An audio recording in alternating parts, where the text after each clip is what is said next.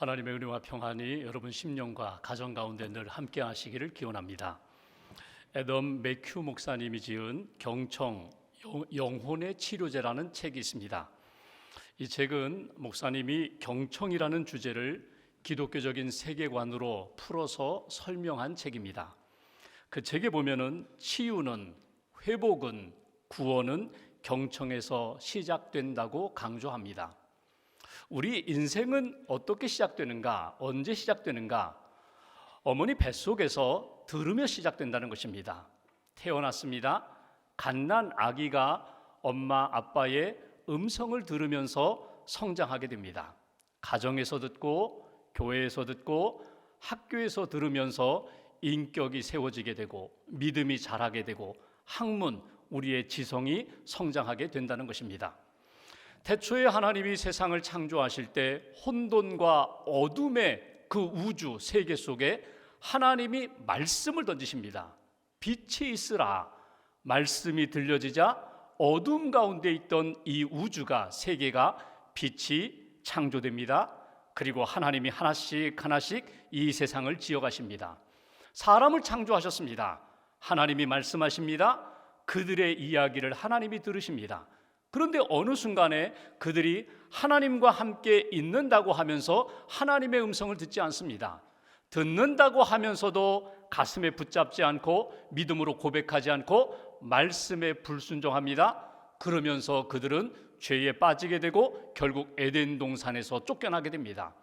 어둠과 죄 가운데 있던 인생들, 그들이 하나님 앞에 부르짖습니다. 살려달라고, 구원해달라고, 회복시켜달라고. 그래서 하나님이 독생자 예수님을 이 땅에 보내주십니다.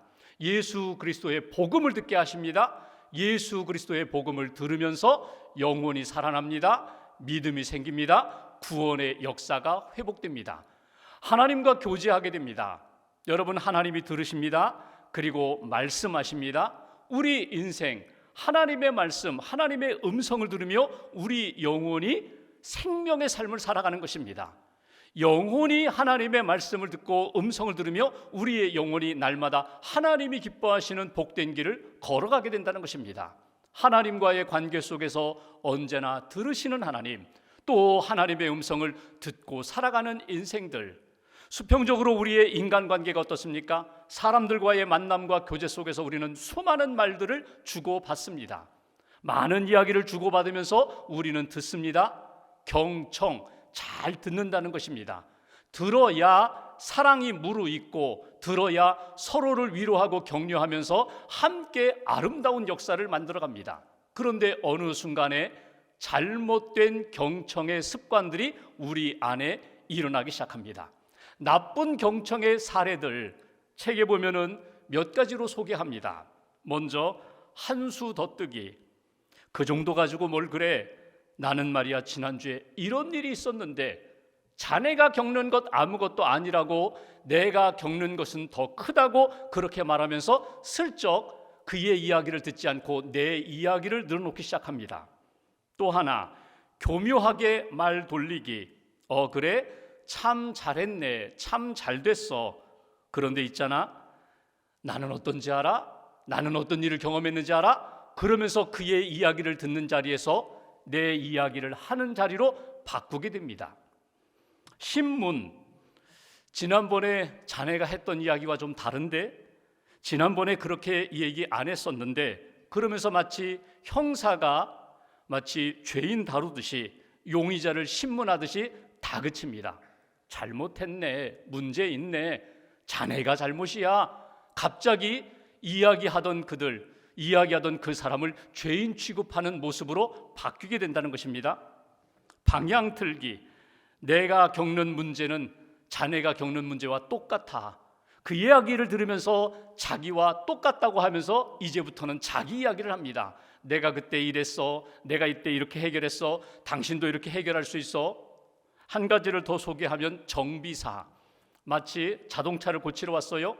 정비사가 두드려 봅니다. 소리 들어봅니다. 기계로 계측해 봅니다. 그리고 진단 내리고 처방합니다. 바꿔야 합니다. 고쳐야 합니다. 이거는 안 됩니다. 이야기를 들으면서 내가 정비사가 되어서 다 진단을 내리고 처방을 내립니다. 그리고 이렇게 하면 된다고 저렇게 하면 된다고 이렇게 판단하며 모든 것을 끝내려고 하는 그런 경청자, 잘못된 나쁜 경청자라는 것입니다. 여러분, 이해가 없습니다. 공감이 없습니다. 그에 대한 존중이 없다면 듣기는 들어도 바르게 듣는 모습이 아니라는 것입니다. 여러분은 어떻습니까? 여러분은 사람들의 소리에 경청하고 있습니까? 그의 아픔, 눈물, 상처, 신음소리에 공감하면서 이해하면서 받아주면서 듣고 있습니까? 여러분은 하나님의 음성에 경청하십니까? 나의 모든 것을 아시는 하나님, 이 모든 문제의 온전한 해결자가 되시는 하나님의 음성을 듣고 성령님의 음성을 듣고 움직이십니까? 오늘 사도행전 15장에 보면 초대교회에 문제가 생겼어요. 그 문제는 이방인이 구원받는 것에 대한 문제입니다. 이방인이 어떻게 구원받을 수 있는가? 그 이방인의 구원에 관해서 오늘 의견이 나누어졌어요. 갈등이 생겼어요. 서로 이 문제를 해결하고자 노력하는 가운데 한 사람이 등장합니다. 모든 사람들의 이야기를 잘 들어주고 이야기를 들으면서 하나님의 마음, 하나님의 뜻 깨닫고 그리고 하나님이 주시는 말씀으로 해결해 나가는 한 사람, 이 사람 때문에 결국 하나님의 은혜 가운데 모든 것이 아름답게 해결되는 모습을 만나게 됩니다. 이 사람이 누군가? 야고보라는 사람입니다. 여러분, 야고보 하면 떠오르는 사람이 예수님의 12제자 가운데 한 사람 야고보를 생각합니다. 근데 오늘 사도행전 15장에 나오는 야고보는 예수님의 제자인 사도 야고보가 아닙니다. 예수님의 동생 야고보입니다. 예수님은 성령으로 잉태되었습니다. 그 이후에 요셉과 마리아를 통하여 예수님의 동생들로 태어난 사람들이 있습니다. 그 중에 한 사람이 야고보라는 사람입니다. 여러분, 이 야고보는 사실 예수님이 사역하시는 동안에는 별로 믿음이 없었어요. 근데 예수님이 부활하신 이후에 야고보에게 만나셨습니다. 1대1로 만나셔서 성찬 예식을 행하면서 믿음의 사람이 되라고, 나를 믿으라고, 하나님의 교회, 주의 몸된 교회의 지도자가 되라고. 그래서 오늘 야고보가 교회를 위하여 헌신한, 그리고 마지막 순교한 아주 귀한 사람입니다. 여러분 보십시오. 초대교회에서 내가 예수님 동생이에요. 예수님 그 형이 우리 어렸을 때에 어떤 일을 하고 어떤 말을 하고 우리 집안에서는 어떤 일이 일어나고, 여러분 이 한마디면은요 모두가 다 야고보를 존중히 여깁니다. 영향력을 인정합니다. 그러니까 예수님의 동생이라는 영향력을 가지고 사람들을 끌어들일 수 있어요. 성령을 받았어요. 예수님과 1대1 만났어요. 부활의 주님을 만났어요. 여러분, 이 영적인 능력과 체험으로 인하여 사람들에게 선한 영향력을 끼칠 수 있어요. 그런데 이 야고보가 선한 영향력을 발휘할 수 있었던 비결이 있다면 그는 기도의 사람이었다는 거예요. 우리 성경 야고보서를 기록한 사람이 바로 예수님의 동생 야고보거든요. 그는 낙타 무릎을 가진 사람이라는 별명을 가진 사람이에요. 무릎 꿇고 기도합니다. 기도하며 하나님의 뜻을 구하고 능력을 구하고, 예루살렘 교회의 담임 목사로 교회를, 성도들을 잘 양육하고 치리하고 이끌어갔던 지도자예요. 그래서 갈라디아서 1장에 보면 사도 바울이 이런 이야기를 합니다. 우리 초대교회 안에, 예루살렘 교회 안에 두 기둥이 있는데 한 사람은 베드로요, 또 한 사람은 야고보다. 그 정도로 인정을 받았던 사람이 바로 이 야고보입니다. 이 야고보가 초대교회 안에 이방인의 구원 문제로 인하여 위기와 갈등을 만났을 때에 그가 취했던 믿음의 자세는 무엇일까? 그가 우리에게 보여준 믿음의 본은 무엇일까? 오늘 말씀을 통하여 하나님이 우리에게 말씀하여 주시고 들려주시는 음성, 하나님, 저도 야고보처럼 하나님 앞에 쓰임받는 인생 되기로 합니다. 선한 영향력을 발휘하는 인생 되기로 합니다. 하나님의 기쁨이 되기로 합니다. 다시 한번 다짐하는 저와 여러분 되시기를 주님의 이름으로 기원합니다. 본문 12절 말씀을 보겠습니다. 12절 한 절 함께 봉독합니다. 온 무리가 가만히 있어 바나바와 바울이 하나님께서 자기들로 말미암아 이방인 중에서 행하신 표적과 기사에 관하여 말하는 것을 듣더니, 온 무리가, 예루살렘에 지금 모여있는 모든 사람들이 누구의 이야기를 들었다고요? 유대인의 이야기, 바리새인의 이야기, 베드로의 이야기, 바나바와 바울의 이야기를 다 들었다는 거예요. 가만히 있어 조용히 사모하며 무슨 이야기를 하는지 집중하면서 경청했다는 것입니다. 여러분, 그들이 지금 들은 내용이 무엇입니까? 이방인들 구원받는 것에 대하여 바울과 바나바가 우리가 복음 전도하니까 예수 믿었어요, 교회가 세워졌어요, 사람들이 변화됐어요, 이런 선교 보고를 하니까 유대인들의 입장에서는 이런 생각을 하는 거예요. 아니, 예수만 믿어 구원받을 수 있나? 우리는 전통적으로 아브라함의 후손으로서 할례를 받아야 되는데, 율법을 지켜야 되는데, 절기를 지켜야 되는데, 예수만 믿는다고 구원의 역사가 나타날까? 아니야. 할례를 받아야 돼, 율법을 지켜야 돼. 특별히 바리새인으로서 예수 믿은 사람들은 더 강하게 주장을 했거든요. 그때 베드로가 이런 이야기를 합니다. 우리가 지난주에 말씀을 나눈 것처럼 내가 고넬료의 집에 가서 고넬료가 구원받는 것을 내가 직접 목격했습니다. 그 고넬료, 로마 사람이며 군인이며 이방인인 그가 성령으로 하나님의 은혜로 구원받는 역사가 있었습니다. 오직 은혜로, 오직 믿음으로 예수를 믿어 구원받을 수 있습니다. 나는 그렇게 확신합니다. 베드로가 이런 이야기를 하는 거예요. 바나바와 바울도 이야기합니다. 우리가 이방 땅에 가서 복음을 전할 때 그들이 하나님에 대하여 알지 못했던 사람들, 율법을 모르는 사람들도 예수님을 믿고 구원받고 성령받고 세례받고 삶이 달라지는 것을 우리가 보았습니다. 이런 이야기들을 다 그 예루살렘 공회에 모여있는 사람들이 다 들었다는 거예요. 거기에 누구도 있었다고요? 야고보도 들었다는 것입니다.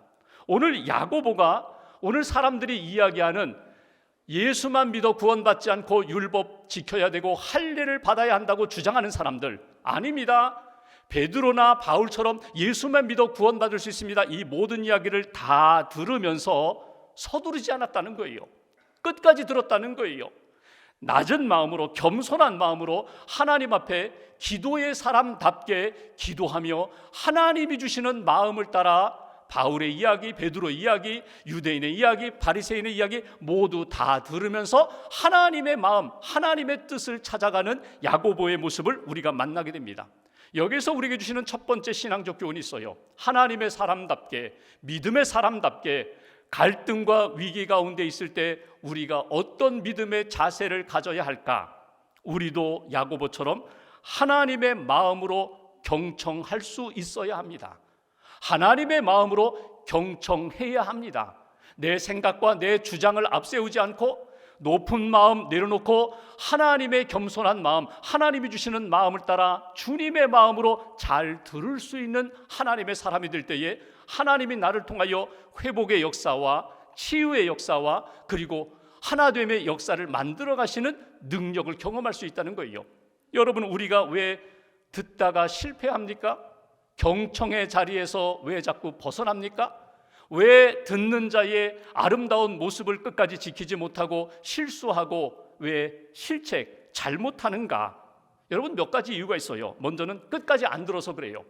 몇 마디 들어보고 조금 들어보고 이제 내가 다 파악했으니 그러면서 내 이야기를 해요. 내가 진단을 내려요. 처방을 내려요. 끝까지 안 듣고 실수하며 중간에 말을 가로막으면서 내 이야기를 하면서 실수하는 경우가 많다는 거예요. 여러분, 잠언에 보면 우리에게 이런 지혜를 줍니다. 남의 말을 다 듣기 전에 대답하는 사람은 어리석은 사람이다. 미련한 사람이다. 지혜로운 사람은 끝까지 듣는다는 거예요.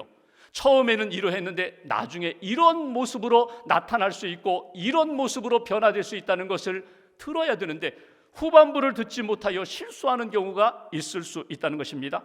또 하나, 들으면서 내게 맞는 것만 취해서 들어요. 내 마음에 맞지 않고 내 생각에 맞지 않는 것은 들으면서도 그냥 바로 버려요. 온전히 다 들어야 되는데 좋은 것과 나쁜 것, 빛과 어두움, 이 사람 이야기 저 사람 이야기 다 끝까지 들어야 되는데 내 마음에 맞는 것만 듣다 보니까 우리가 실수하게 된다는 거예요. 또 하나, 내가 옳고 너는 옳지 않아, 틀렸어. 나는 성숙하고 너는 미숙해. 나는 다 경험했고 나는 다 알지만 너는 몰라. 이런 교만한 마음, 세상으로 가득 찬 마음, 그 마음으로 듣는 한 우리가 온전히 들을 수가 없다는 거예요.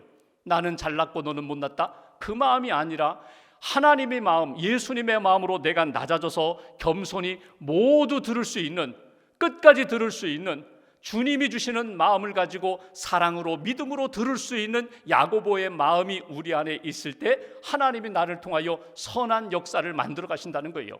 구약의 솔로몬을 보십시오. 어린 나이에 왕이 된 다음에 일천번제 하나님 앞에 드리고 그가 구한 것은 딱 하나입니다. 하나님, 듣는 마음 주세요. 이 지혜의 마음을 주세요. 하나님의 음성을 잘 듣게 해주세요.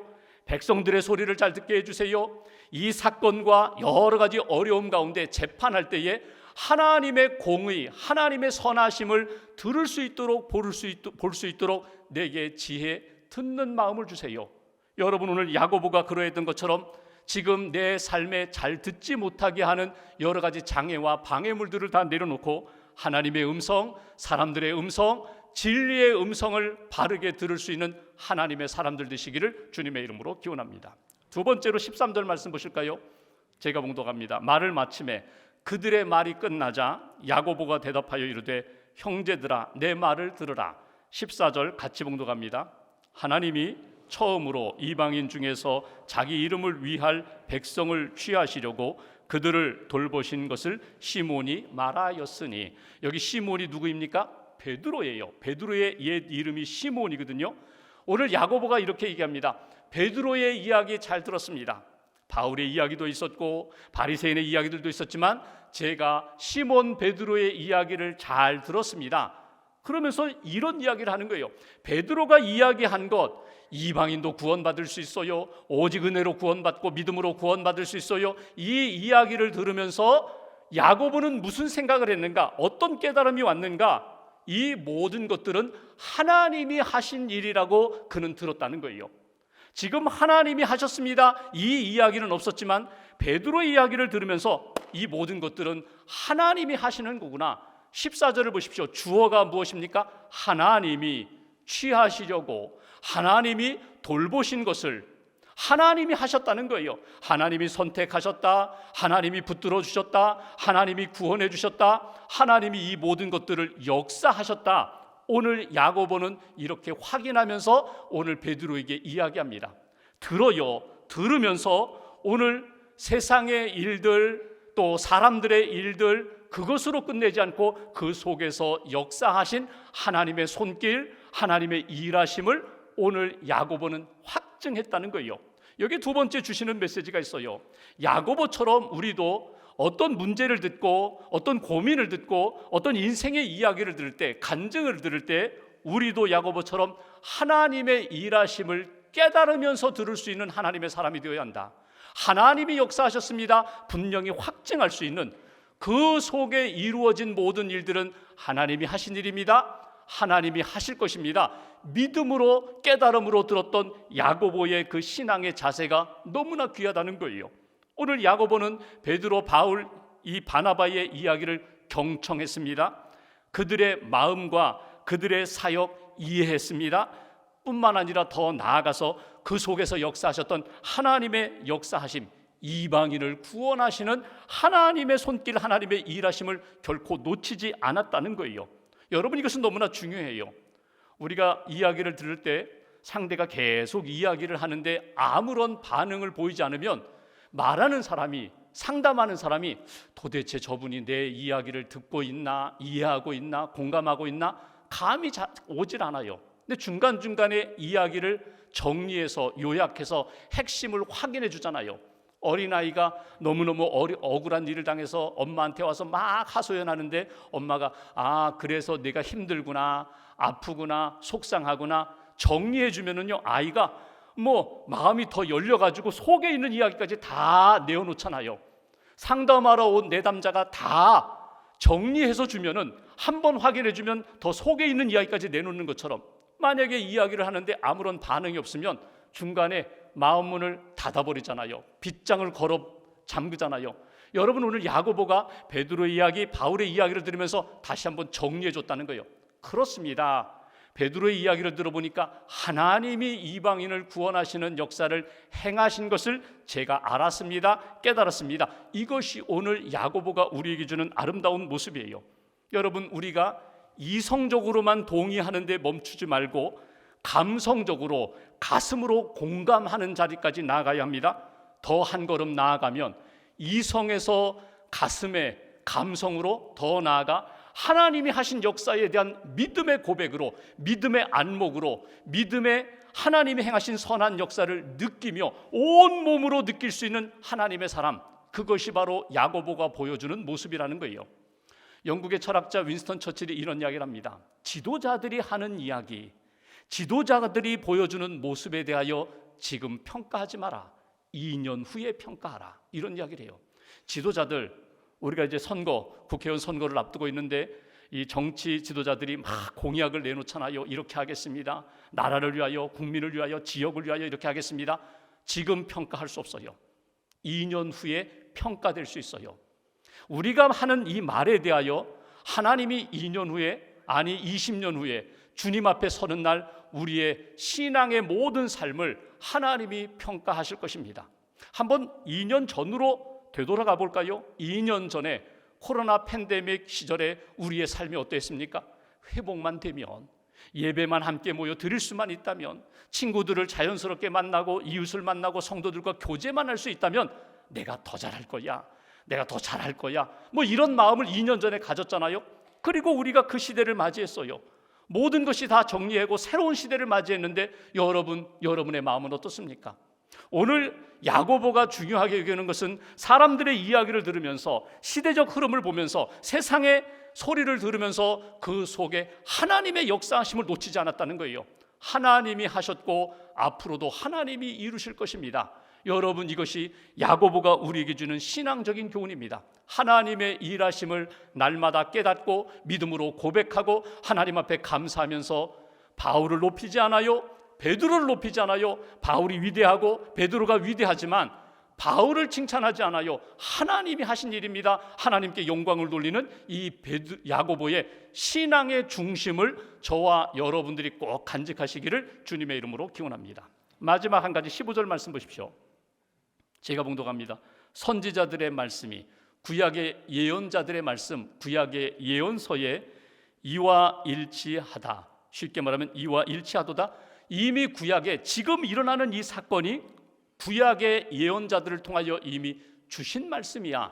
그러면서 아모스 9장 11절 12절 말씀을 인용해요. 야고보가 기도하면서 사람들의 이야기를 듣다 보니까 맞아, 이것은 이미 구약의 아모스 시대의 아모스가 하나님으로부터 받고 깨달은 말씀이고 이미 구약에 우리에게 주신 말씀이야. 그 말씀이 무엇이라고요? 16절 말씀, 다윗의 무너진 장막 다시 지으며 허물어진 것 일으켜주리라. 이스라엘 백성들이 아모스 시대에 하나님 앞에 죄를 범하여 책망을 받아요, 고난을 겪어요. 그러나 하나님이 믿음의 사람으로 다시금 민족으로 일으켜주리라. 17절, 내 이름으로 일컬음을 받는 모든 이방인들 주님께 돌아오게 하리라. 이스라엘 백성들의 고난을 통하여 오히려 이방인들이 복음을 사모하며 하나님께 돌아오는 일들을 만들어주리라. 이방인을 하나님이 구원하시리라. 이것이 이미 예로부터 하나님의 말씀에 약속된 것이다. 19절 말씀 보실까요? 이제 야고보가 결론을 내립니다. 19절 같이 봉독합니다. 그러므로 내 의견에는 이방인 중에서 하나님께로 돌아오는 자들을 괴롭게 하지 말고. 오늘 야고보가 다 들었어요. 하나님의 마음으로 다 들었어요. 들으면서 하나님의 일하심, 하나님의 구원하심에 대하여 깨달음을 얻었어요. 그리고 더 나아가 기도하는 가운데 지금 일어나는 이 모든 일에 대하여 하나님이 주신 말씀으로 확증을 얻습니다. 개인적인 생각이나 개인적인 믿음의 판단이 아니라 이 모든 일에 대하여 하나님이 어떻게 말씀하셨는가, 아모스를 통하여 이미 주셨던 말씀, 하나님이 이스라엘 백성 구원하실 뿐만 아니라 이방인들도 하나님이 믿음으로 구원받게 하신다고 말씀하신 대로 초대교회 안에 이방인의 구원의 역사는 이루어졌다. 그러므로 19절, 내 의견에는, 내가 판단하고 결론 내리기는 내 생각과 내 믿음과 내 판단이 아니라 지금 주신 하나님의 말씀을 근거로 해서 더 거슬러 올라가면 하나님의 구원하시는 뜻, 하나님의 구원 계획에 의해서 이 모든 것, 이방인이 구원하는 것, 구원받는 것 당연한 것이다, 자연스러운 것이다, 이렇게 표현하죠. 하나님께로 돌아오는 자들을 괴롭게 하지 말라. 이방인을 받아들여라. 예수 믿고 구원받아 하나님의 자녀됨을 인정하라. 이것이 오늘 야고보가 내리는 결론이에요. 여기 세 번째 우리에게 주시는 메시지가 있어요. 우리도 야고보처럼 하나님의 말씀을 근거로, 하나님의 말씀을 의지하여 판단하고 생각하고 증거하는 그런 인생이 되어야 한다. 내가 했습니다, 내가 체험했습니다, 내가 깨달았습니다. 그보다 먼저 하나님이 깨닫게 해주셨습니다. 하나님이 말씀을 주셨습니다. 하나님이 주신 말씀대로 이 모든 것들은 이루어져 갔습니다. 이것이 야고보가 우리에게 증거하는 내용입니다. 여러분, 자기의 신념, 자기의 믿음의 체험도 귀하지만 더 중요한 것은 객관적인 하나님의 구원 사건, 하나님이 약속으로 주신 말씀을 떠나서 나 개인적인 생각과 판단으로 기울어지지 말아야 된다. 하나님의 말씀을 따라서 내가 주의 길을 걷겠습니다. 여러분, 오늘 야고보는 자기 개인의 욕심이나 어떤 이익을 위해서 뛰고 있는 것 아니에요. 말씀을 듣고 이야기를 들으면서 하나님의 뜻, 하나님의 구원하심에 대하여 집중하고 있어요. 바울과 바나바 이 모든 사역에 대한 그 보고, 베드로의 그 보고를 들으면서 결국은 하나님이 말씀대로 구원의 역사를 이루셨고 앞으로도 이루어 가실 것이라고. 여러분, 이걸 우리의 삶에 어떻게 적용할 수 있을까요? 무슨 일을 하든지 무슨 이야기를 듣든지 먼저 하나님의 뜻이 무엇일까? 하나님이 주시는 마음은 무엇일까? 하나님이 주신 말씀은 무엇일까? 그거 붙잡고 그거 의지하여 내가 생각하고 결정하고 선택하고 나아가는 인생이 되어야 한다. 또 하나, 오늘 이방인들을 하나님께로 인도하시고 구원하시는 하나님의 구원 역사가 있는데 그 주님께로 돌아오는 영혼들에 대하여 오늘 괴롭게 하지 말라고, 짐을 지우지 말라고, 그들도 하나님이 구원하시고자 하는 영혼들인데 환영하라고. 탕자의 비유에 나오는 것처럼 큰아들처럼 그렇게 동생 맞이할 때에 그렇게 심통 부리지 말라고, 아버지의 마음으로 동생을 맞아들이라고. 왜? 이방인과 같은 그들, 죄인과 같은 그들, 주님께로 올 때에 내가 먼저 믿는, 내가 은혜 받은 내가 그들을 품어주어야 하나님의 놀라운 역사가 나타나게 된다고. 어떤 분이 교회를 다니는 분인데 너무너무 속상해가지고 친구와 만나 술 한잔 했어요. 술 한잔하고 신세 타령하고 자기 사는 이야기, 힘든 이야기 하다가 교회 가서 기도나 하자. 친구 데리고 교회 갔어요. 가까운 교회 갔더니 아이고 술 취해서 안 된다고 나중에 술 깨서 오시라고 받아주지 않는 거예요. 그래서 자기가 다니던 교회 택시 타고 자기 다니던 교회 갔어요. 갔더니 기도 모임을 하는데 저 뒷자리에 앉아가지고 계속 말씀을 들었어요. 기도했어요. 끝난 다음에 목사님이 자기에게 가까이 오니까 목사님에게 목사님 죄송합니다. 제가 너무너무 속상한 일이 많아가지고 제가 오늘 친구와 함께 술 한잔 했습니다. 목사님, 제가 이렇게 술을 마시고 취했지만 이렇게 술 마시고도 하나님의 은혜를 사모하면서 기도하기 위하여 교회에 오는 것, 이거 잘못된 것 아니죠? 이거 잘하는 거죠? 그랬더니 목사님이 잘하셨다고. 술에 취해 얼마나 속상하시냐고. 하나님이 마음 아시는데 하나님이 우리 형제님, 성도님 기도 그 문제 다 들어주시고 회복시켜 주실 것이라고. 그 친구에게 봐라, 이게 교회다. 이게 교회다. 여러분, 복음은 우리가 곧잘 이렇게 잘못 해석하고 적용할 때가 있어요. 술 끊고 오세요, 담배 끊고 오세요, 좀 죄 짓지 말고 오세요. 여러분, 이건 복음 아닙니다. 복음은 수고하고 무거운 짐진 자들 누구나 다 내게로 오라. 이게 복음이에요.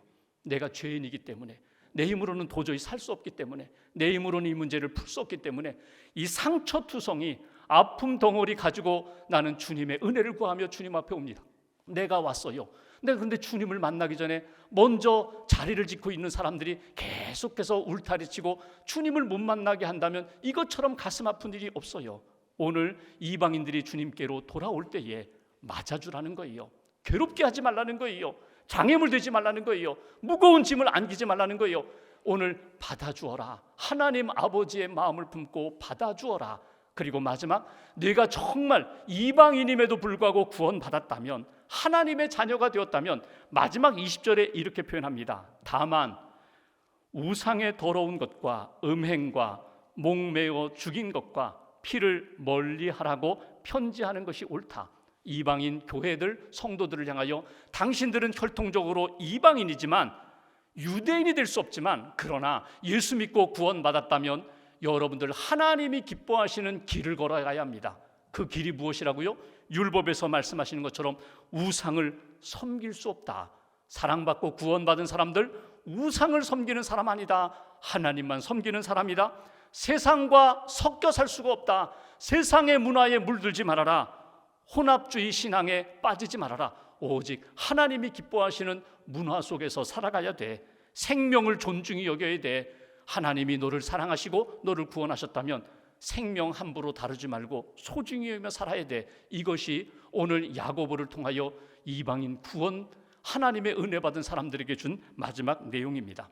여러분, 출애굽 이후에 하나님이 율법을 주셨어요. 십계명을 주셨어요. 애굽에 있을 때 십계명 지켜야 내가 구원할게, 그 방법이 아니라 하나님이 먼저 구원하신 다음에 나는 너를 사랑하는 여호와다, 나는 너를 구원한 여호와다, 그러니 너희는 나 외에 다른 신을 섬기지 말아라. 하나님만 섬기고 하나님의 말씀대로 살아가는 인생이 되어야 돼. 그 하나님의 구원하신 이후에 주신 말씀을 간직하시고 오늘 야고보처럼 갈등과 위기와 어려움이 있을 때에 하나님 앞에 기도하며 하나님의 음성을 듣고 하나님이 주시는 마음을 깨닫고 믿음으로 사랑으로 승리하는 저와 여러분들의 신앙 여정 되시기를 주님의 이름으로 기원합니다. 기도하겠습니다.